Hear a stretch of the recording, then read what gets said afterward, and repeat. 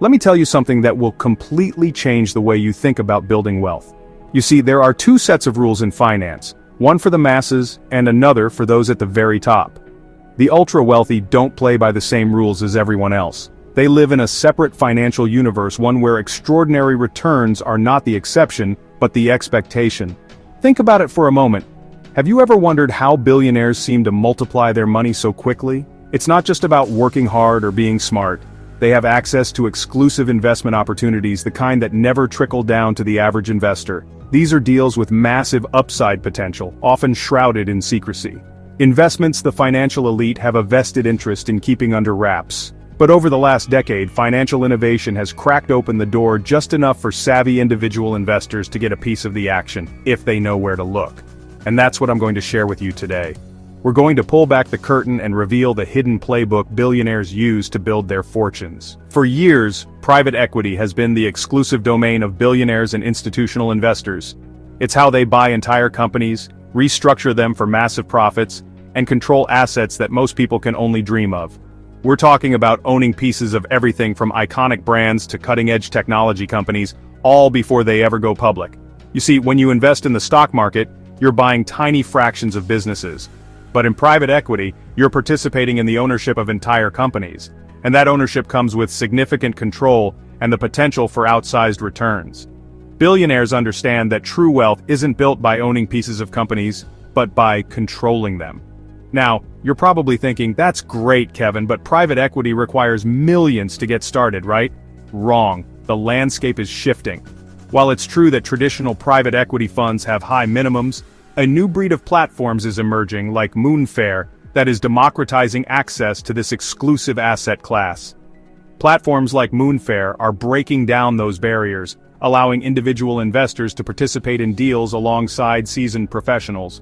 They curate a portfolio of high-potential private equity funds, giving you access to the same caliber of investments that were once reserved for the ultra-wealthy. And let's not forget about business development companies, or BDCs. These publicly traded companies invest in private businesses, offering a more liquid way to tap into the private equity world. BDCs can provide attractive dividends and the potential for long-term capital appreciation. The key takeaway here is that private equity is no longer a game for billionaires alone. With a little bit of research and the right platforms, you can start building your own portfolio of privately held businesses. Remember, owning a piece of the pie is good, but owning the whole bakery, that's how you build generational wealth. Now let's talk about something even more intriguing. Shadow banking. It sounds ominous, doesn't it? But don't let the name fool you. This is where the real action is happening, far from the regulated world of traditional banks. We're talking about private credit funds, peer-to-peer lending platforms, and other alternative lending strategies that are generating significant returns. You see, in the aftermath of the 2008 financial crisis, banks became much more risk-averse. They tightened their lending standards, making it harder for businesses to secure loans. This created a massive void in the market, a void that shadow banking stepped in to fill. Private credit funds in particular have become a favorite among sophisticated investors. These funds provide loans directly to companies, often at higher interest rates than traditional banks. Why? Because they're willing to take on more risk. And with higher risk comes the potential for higher rewards.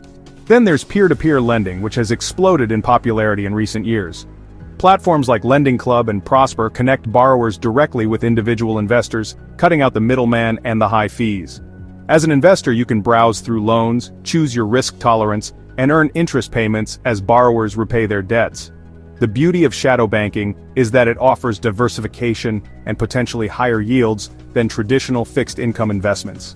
While the stock market can be volatile, private credit and peer-to-peer lending offer a steadier stream of income. And with interest rates still relatively low, these alternative investments can provide a welcome boost to your portfolio. Now, I'm not saying you should abandon traditional banking altogether, but allocating a portion of your portfolio to shadow banking strategies can be a smart move, especially if you're looking for higher yields and consistent cash flow. Let's be honest, nobody likes a frivolous lawsuit. But what if I told you that there's a way to profit from litigation, not by being a lawyer, but by being the investor behind the scenes? It's called litigation financing. And well, it's a strategy that has been quietly generating outsized returns for years. Here's how it works. Companies and individuals engaged in high-stakes lawsuits often need capital to cover legal fees, expert witness costs, and other expenses. Litigation financing firms provide this capital in exchange for a percentage of the settlement or judgment if the case is successful. Now I know what you're thinking. Isn't that risky? What if the case loses? Of course, there's always risk involved in any investment, but that's where the expertise of litigation finance firms comes in. They have teams of lawyers and financial analysts who rigorously vet potential cases, looking for strong legal arguments and a high probability of success. And the potential returns can be enormous. We're talking about annualized returns in the double digits, sometimes even higher, for cases that result in significant settlements or judgments. It's not for the faint of heart, but for those with an appetite for risk and a longer-term investment horizon. Litigation financing can be a lucrative addition to a diversified portfolio. One way to participate in this space is through publicly traded companies like Burford Capital. Burford is a global leader in litigation finance, providing investors with a way to gain exposure to a diversified portfolio of legal cases. They offer a liquid way to invest in an asset class that is typically very illiquid. Litigation financing is a perfect example of how the wealthy think differently about investment opportunities. They're not afraid to explore unconventional strategies, even those that involve the legal system. And as this industry continues to grow, it's becoming increasingly accessible to individual investors who are willing to do their homework. It's not about how much you make, it's about how much you keep. That's where tax-advantaged real estate comes in. The wealthy use strategies like the 1031 exchange to defer capital gains taxes and build generational wealth. Private real estate funds and opportunity zones offer more ways to invest tax-efficiently. Even platforms like Brait make these benefits accessible to more investors. Learn the rules, use the right strategies, and you can build a tax-free legacy too. Now let's talk about something a little more exciting, something that speaks to your passions. Because here's the thing. Investing doesn't always have to be about spreadsheets and financial statements. It can also be about owning a piece of something you love, something that appreciates in value over time. That's the allure of collectibles and secret royalties. We're talking about investing in things like fine art, rare whiskey, vintage cars, and even music royalties. These are assets that are often overlooked by traditional investors, but they can offer significant upside potential and diversification benefits. Take fine art, for example. The art market has consistently outperformed the stock market over long periods of time. And while it's true that art can be illiquid, platforms like Masterworks are making it easier than ever for individual investors to buy shares in blue-chip artworks. Then there's whiskey. High-end whiskey has become a sought-after collectible, with certain bottles appreciating in value by double or even triple digits in just a few years.